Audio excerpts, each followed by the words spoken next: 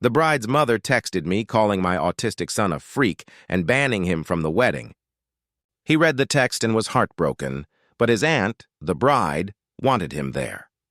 We showed up in dinosaur glasses, and he ended up stealing the show and exposing her cruelty to everyone. Zane was pure, unadulterated joy in motion. He spun around our living room, his small body a whirlwind of limbs, attempting a moonwalk with intense concentration. His tongue poked out from the corner of his mouth, a telltale sign of deep focus. At 8 years old, social events were often minefields for him.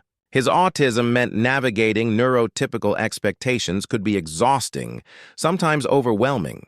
Invitations were rare, and acceptance rarer still. But this was different. This was his Aunt Jessica's wedding. Jessica, my younger sister, adored Zane. She got him. She understood his need for routine, celebrated his dinosaur obsession, and never once made him feel like he was too much. When the crisp, cream-colored wedding invitation arrived addressed to all three of us, Zane had practically vibrated with excitement. A party, with music and cake and dancing, and Aunt Jessica in a beautiful dress. He talked about it nonstop for weeks, meticulously planning his dance moves. "Look, Dad! Michael Jackson!" he announced proudly, sliding backward across the hardwood floor with surprising grace, ending with a flourish. "Is it good? Will Aunt Jessica like it?" "Buddy, it's amazing!" I laughed, clapping. "Aunt Jessica is going to love it. You'll be the star of the dance floor." His face lit up with a brilliant, unreserved smile, the kind that made my heart ache with love. Seeing him this happy, this excited about participating in a normal family event meant everything. That's when my phone buzzed on the coffee table. A text message. I glanced at the screen. Reagan, Jessica's mother. My sister-in-law-to-be's mother. Uh-oh. Reagan wasn't exactly Zane's biggest fan, or mine. She belonged to the school of thought that believed autism was a result of bad parenting or could be disciplined away. Our interactions were always strained, polite veneers over a chasm of disapproval. I picked up the phone, a knot forming in my stomach. Zane, still basking in the glow of his moonwalk triumph, scrambled onto the couch beside me, peering over my shoulder with innocent curiosity. "Is that about the wedding, Dad?" Before I could shield the screen, before the words even fully registered in my own brain, he read them. "Hey, my name. Jessica's wedding is tomorrow, and I'm not having your little freak son ruining it. Besides, she already deals with that creature enough when babysitting. Don't bring him. I'm deadly serious." The words hit me like a physical blow. Freak, creature. Directed at my sweet, sensitive, dinosaur-loving boy. My vision tunneled. Rage, hot and blinding, surged through me. How dare she? But before I could even form a response, I felt Zane stiffen beside me. I looked down. His eyes, wide and luminous just moments before, were fixed on the screen. I saw the exact moment the words registered. I watched his face crumple, his lower lip tremble. She doesn't want me," he whispered, his voice tiny, fragile. He pointed a trembling finger at the screen. "I'm a creature?"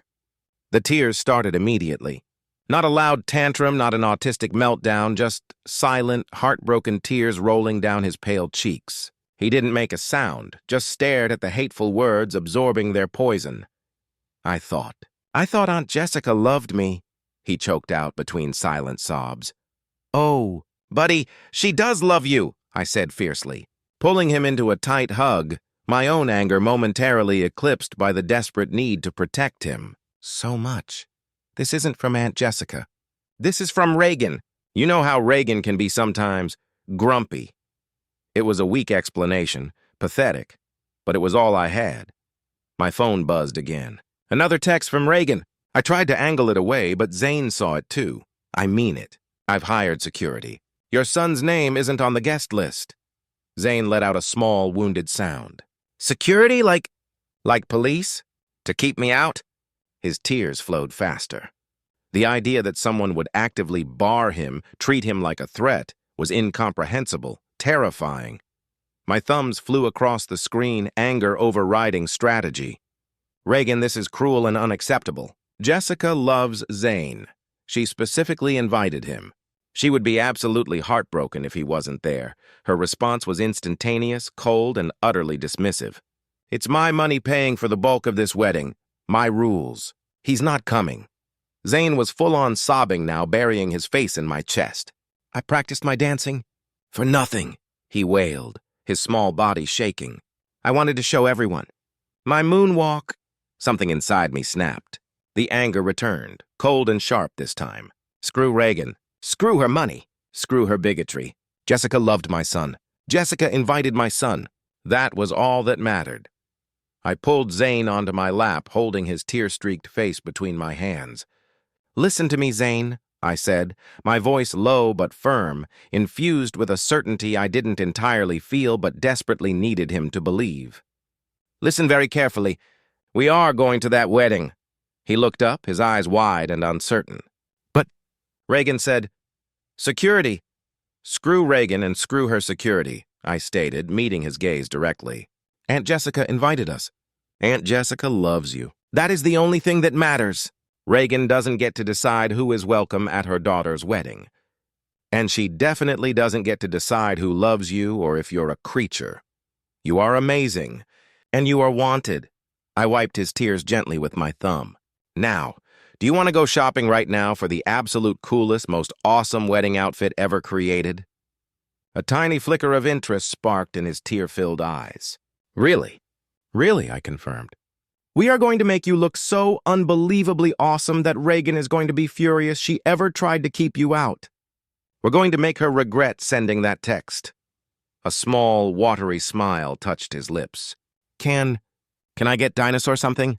Dinosaur everything if you want, I promised, a plan beginning to form, a plan fueled by righteous anger and a father's fierce love. Dinosaur socks? Dinosaur tie? Whatever we can find. He scrambled off my lap, wiping his eyes. We're really going? Promise? Promise, I said, standing up. Now go get your shoes. We've got some very important, very annoying shopping to do. The fight was on. The transformation in Zane was almost immediate. The heartbroken tears dried up, replaced by a spark of defiant excitement. The mission, Operation Annoy Reagan, gave him focus, a purpose beyond the hurt. He practically bounced out the door, pulling me towards the car. Our first stop was the department store's suit section. Zane, usually overwhelmed by the bright lights and bustling crowds of the mall, marched through the aisles with newfound determination. I want something Reagan will hate, he announced proudly to the slightly startled clerk, a young woman with purple hair and multiple piercings. She stifled a laugh. Okay, little man. Hates what? Boring? Plain? Or just you? Just him, I clarified, offering an apologetic smile. Mother of the bride drama. She tried to uninvite him because he's autistic, called him some nasty names. The bride, his aunt, adores him and wants him there. So we're aiming for spectacularly unwelcome guest attire. The clerk's playful demeanor vanished, replaced by a steely glint in her eyes. Oh, I hate people like that. My nephew is on the spectrum. Okay, mission accepted. We're not just going for awesome. We're going for unforgettable. She winked at Zane. Let's make you the best-dressed troublemaker this wedding has ever seen. She led us away from the standard navy and black suits, pulling out brighter options. Zane immediately gravitated towards a sharp electric blue suit jacket. Aunt Jessica loves blue, he declared. Perfect choice, the clerk approved. Bold, confident, and definitely not blending into the background. She paired it with crisp black trousers and a white shirt. Then came the accessories. A tie, Zane pondered seriously. Does it have dinosaurs? The clerk rummaged through a drawer. No dinosaur ties, sweetie, but how about this bright yellow one? It pops against the blue. Okay, Zane agreed, but we need more dinosaurs. That's when the clerk's eyes lit up. Wait right here. She disappeared into the back and returned holding two items. First, a pair of brightly colored, patterned suspenders. Covered in cartoon T-Rexes and Stegosauruses, Zane gasped. Dinosaur suspenders! And, the clerk said, presenting her pièce de résistance with a flourish, dinosaur sunglasses. They weren't just kid sunglasses. They were stylish, slightly oversized frames with a subtle, iridescent dinosaur scale pattern etched along the temples and tiny, almost hidden T-Rex silhouettes near the hinges. "Very trendy right now," she added conspiratorially. Zane's jaw dropped. "Dinosaur glasses like cool movie star glasses? Can I, Dad? Please, please!" He looked like he'd just seen Santa Claus. The idea of wearing sunglasses inside at a wedding, combined with the dinosaurs, was clearly the peak of delightful rebellion in his 8-year-old mind. Reagan would absolutely lose her mind. "Absolutely," I grinned, the plan solidifying. "We'll take the suspenders and the glasses." As the clerk rang up our purchases, expertly folding the suit into a garment bag, my phone buzzed. Another text from Reagan. "Don't think I'm joking. Security has instructions and will physically remove you both if you show up." The clerk saw the grimace on my face. "More trouble?" "Threats of physical removal by security," I sighed. She leaned over the counter. "Okay, we need to up the ante. How does he feel about temporary tattoos?" Zane, overhearing, screamed with delight. "Tattoos? Dad, can we get dragon tattoos? Dragons are like dinosaurs' cool cousins. Reagan hates dragons too." "Get 3 packs, I told the clerk, pulling out my wallet. She added them to the bag with another wink. "Operation Annoy Reagan is fully armed," she declared. Our next stop was the card store. Zane, vibrating with mischievous energy, went straight for the biggest, gaudiest card he could find, a monstrosity covered in glitter, sequins, and pop-up unicorns. "Dad, look! This one has glitter that falls out when you open it." "Perfect," I agreed. "Maximum mess potential." He sat cross-legged on the floor in the aisle, carefully writing his message in his best printing. "I love you, Aunt Jessica." "You are the best. Love, Zane." Then he proceeded to absolutely cover every square inch of the card, inside and out, with dinosaur stickers from a booklet he found. Triceratops, pterodactyls, roaring T-Rexes. "Reagan's gonna hate all these dinosaurs," he giggled, peeling off another sticker. My phone rang. Jessica. My heart leaped. Had Reagan gotten to her? Had she caved? "Hey," I answered cautiously. "Okay, what is Mom up to now?" Jessica's voice was tight with frustration. "She just called me, crying, saying Zane is terribly sick with the flu and can't possibly come tomorrow. Said you both agreed it was best?" Relief washed over me, quickly followed by fresh anger at Reagan's manipulative tactics. "Not sick at all, Jess. He's right here covering your wedding card in dinosaur stickers. Your mom texted me yesterday explicitly forbidding me from bringing him, called him horrible names, and threatened to have security remove us." "She what?" Jessica exploded. "Oh, that woman, I swear." "Okay, ignore her.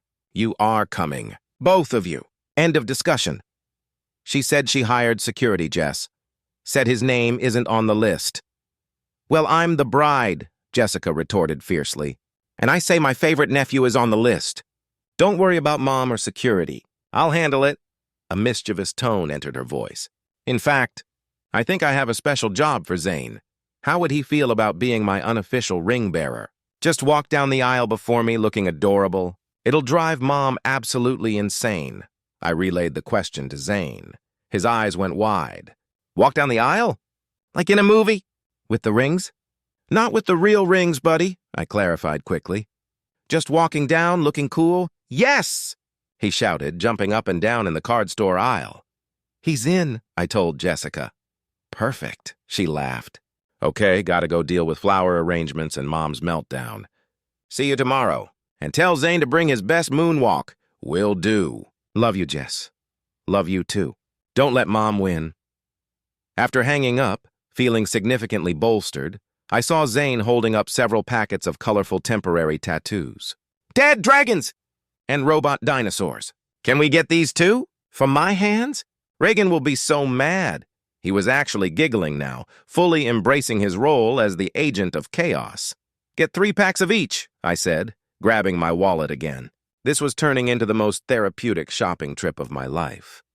Back home, the pre-wedding preparations took on the air of a gleeful battle plan. Zane meticulously applied temporary tattoos.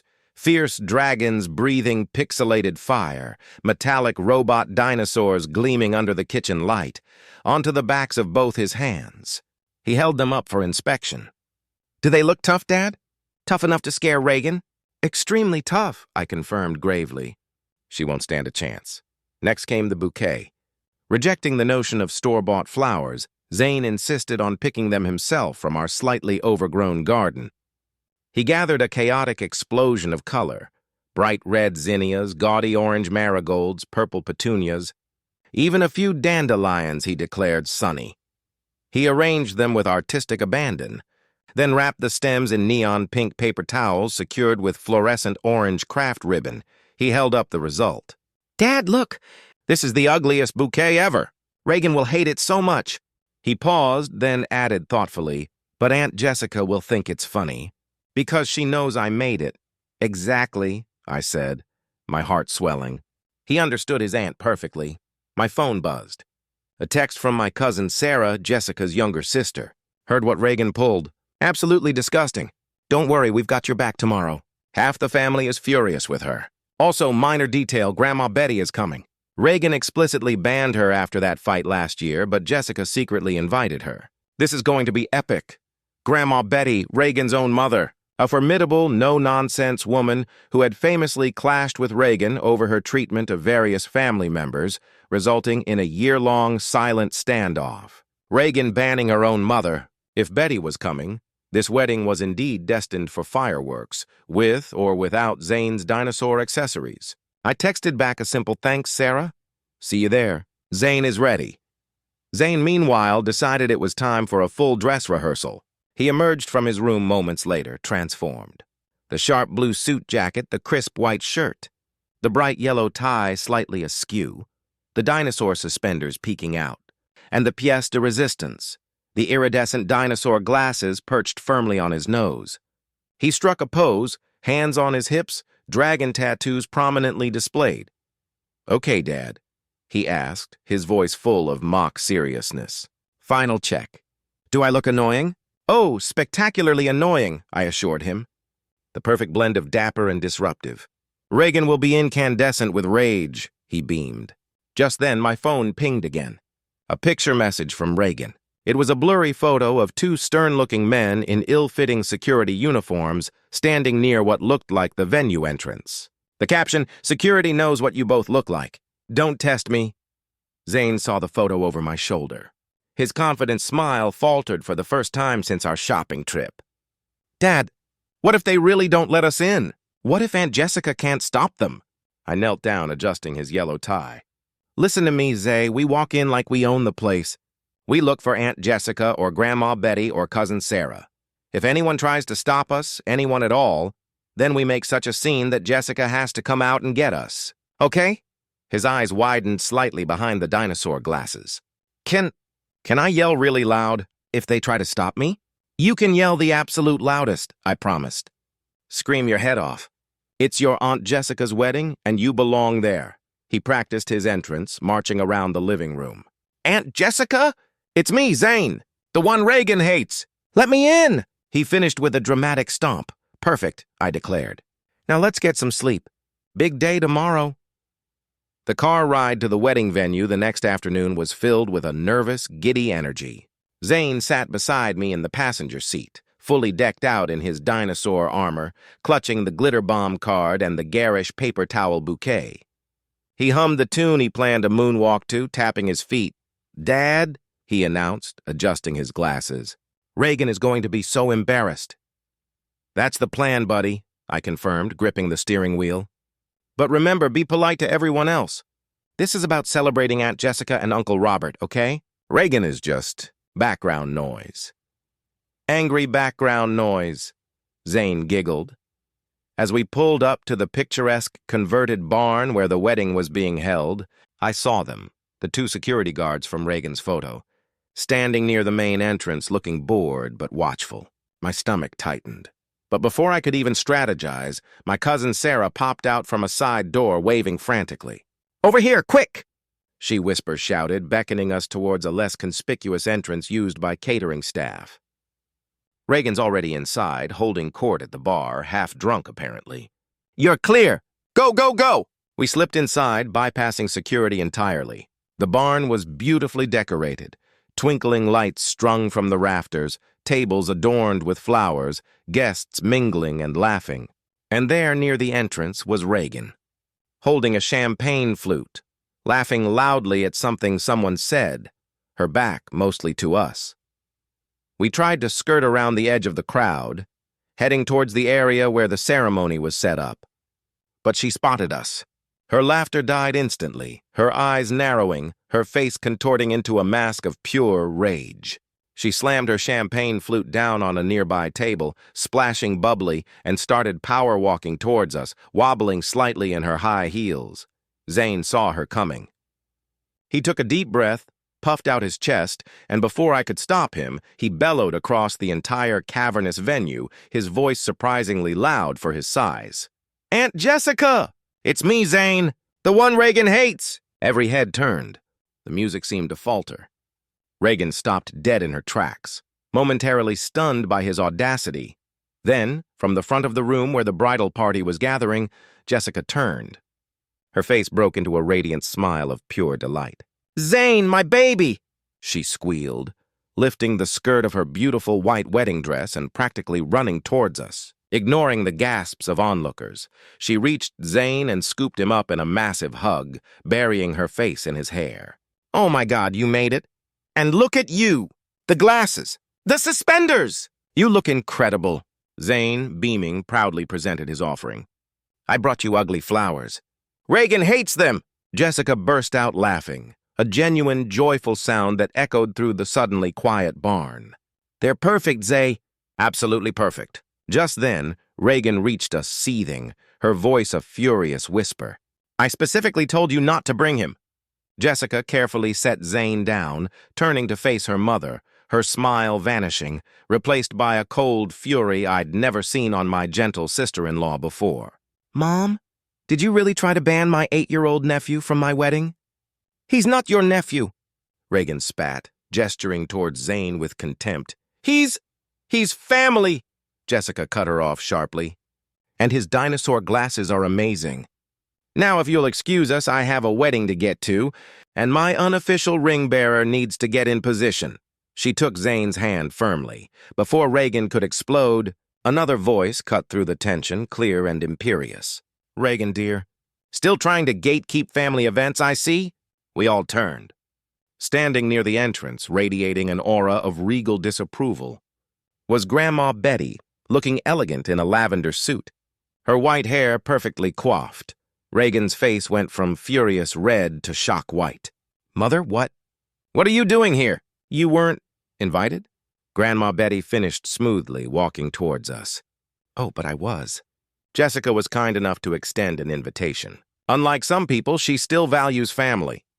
She completely ignored Reagan and smiled warmly at Zane. "And who is this handsome young man?" Zane, momentarily forgetting the drama, puffed up his chest again. "I'm Zane, Aunt Jessica's favorite." Grandma Betty chuckled. "I can certainly see why. Those are quite the spectacles." She turned her sharp gaze back to Reagan. "Now, Reagan, are you going to cause a scene, or are you going to let your daughter get married in peace?" Reagan looked utterly defeated, trapped between her furious daughter and her disapproving mother. The battle, it seemed, was already won. The ceremony proceeded under a fragile truce. Reagan sat stony-faced in the front row, occasionally shooting daggers at Zane, who sat between me and Grandma Betty. He behaved perfectly, adjusting his dinosaur glasses dramatically every few minutes, eliciting quiet chuckles from those around us. When Jessica and Robert finally kissed, Zane couldn't contain himself and yelled out, "Finally!" The tension broke as the whole room erupted in laughter. Reagan looked ready to combust. The reception was where Zane truly shone. After the initial toasts and dances, the DJ put on Michael Jackson. Zane, fueled by cake and the thrill of acceptance, launched himself onto the dance floor. He executed his moonwalk flawlessly, sliding backward across the polished wood, his dinosaur glasses reflecting the colorful disco lights. He added spins, kicks, and dramatic poses, completely lost in the music. Reagan's own sisters, Jessica's aunts, cheered him on and gave him high fives. Soon other guests joined him, trying to mimic his moves. Jessica pulled him close for a special dance, beaming, announcing proudly to the cheering crowd, "This is my favorite person here tonight." That's when Reagan snapped. I saw her stand up abruptly, her face a mask of fury. She stormed towards the DJ booth, weaving unsteadily through the dancing guests. Suddenly, the music cut off, replaced by a jarring screech of feedback. Reagan stood at the DJ's podium, gripping the microphone, her knuckles white. "This child," she announced, her voice slurring slightly but amplified through the speakers, cutting through the celebratory atmosphere like a knife, "was not invited and needs to be removed." The room froze. 200 pairs of eyes swiveled between Reagan, clutching the mic like a weapon, and Zane, standing alone in the middle of the dance floor, blinking in the sudden silence, his dinosaur glasses slipping down his nose. My blood ran cold. I saw Zane's bottom lip begin to tremble. "He's a problem!" Reagan continued, her voice rising, fueled by alcohol and bitterness. "He doesn't belong here. This is my daughter's special day, a respectable event, and I will not have it ruined by some creature." The word hung in the air, ugly and venomous. Zane's whole body started shaking. I saw him begin to rock back and forth, his self-soothing motion when he was deeply distressed or scared. I pushed through the stunned crowd, desperate to reach him, but Grandma Betty beat me there. She wrapped her arms around him tightly. "You are perfect, sweetheart," she said, her voice carrying clearly in the silence. "Perfect. Don't you listen to one word she says." Jessica jumped up from the head table, her chair clattering backward. "Mother, stop it! Give me the microphone!" She ran towards the booth. Robert, the groom, was right behind her, his face thunderous. "Reagan, you're drunk." "This is enough." Reagan clutched the mic tighter. "Everyone needs to know what kind of thing you people brought into this family." The gasp that went through the room was audible. Several of Robert's relatives stood up looking furious. His mother called out, "Reagan, that is enough! He is a child." I finally reached Zane, dropping to my knees and pulling him against me. He buried his face in my shoulder, sobbing. "I'm ruining everything again, Dad. I'm bad." "No, buddy," I choked out, holding him tight, my own tears blurring my vision. "No, you are not ruining anything." "She is." Jessica finally wrestled the microphone away from Reagan. "Everyone," she said, her voice shaking but strong, addressing the stunned guests. "I am so incredibly sorry. My nephew Zane is exactly where he belongs, here, with his family who loves him unconditionally." Reagan tried to grab the mic back, spitting insults, but Robert stepped firmly between them, shielding Jessica. "You're choosing that creature over your own mother?" Reagan shrieked, her voice cracking. That's when David, Reagan's husband, Jessica's father, stood up from his table near the back. He walked calmly, deliberately, towards the DJ booth, his face expressionless, but his eyes dark with an emotion I'd never seen in him before. Cold, hard finality. "Reagan," he said, his voice quiet, but carrying an immense weight that silenced the room. "We're leaving, now! What? David, no!" Reagan whirled around, pointing a shaking finger at us. "They need to leave." "I've watched you do this for 20 years, Reagan," David said, his voice gaining strength as he reached the booth. "Watched you belittle people, exclude them, try to control everything. You did it to my sister. You did it to your own mother. And now you're doing it to an 8-year-old boy because he's different." He looked her straight in the eye. "I'm done." The finality in his voice was absolute. Reagan's face went from red to white. "David, you don't understand. He's autistic. He'll ruin—" "The only person ruining anything tonight, Reagan," David's voice boomed, cutting her off, "is you." Zane tugged on my sleeve, his dinosaur glasses crooked. "Dad, should we go? I don't want Aunt Jessica's wedding to be sad." Before I could answer, Jessica knelt beside us, her beautiful dress pooling on the dance floor. "Zay, sweetheart," she said, tears streaming down her face, ruining her perfect makeup. "You are the best part of this whole day. The absolute best part. I'm so sorry about my mom. Will you please, please dance with me again?" Zane looked at me, then back at Jessica. "But," Reagan said. "Reagan is wrong," Jessica said firmly, taking his hands. "You are not a creature. You are my favorite nephew, and I love your dinosaur glasses and your moonwalk and everything about you." The DJ, seizing the moment, leaned into his own microphone. "All right, folks, how about we get this party started again? This next one's for Zane." The opening bars of Billie Jean filled the room. Half the guests started clapping along instantly. Robert's mom shouted, "Come on, Zane! Show us that moonwalk!" A tiny smile flickered across Zane's face. He wiped his eyes, pushed his glasses back up, and took Jessica's hand. They walked back to the center of the dance floor. The room erupted in cheers as Zane launched into his moonwalk and Jessica spun around him, laughing through her tears. Reagan made one last desperate attempt, stumbling towards the door marked "Office." "I'm getting the manager." "This is unacceptable." David followed her, shaking his head with weary resignation.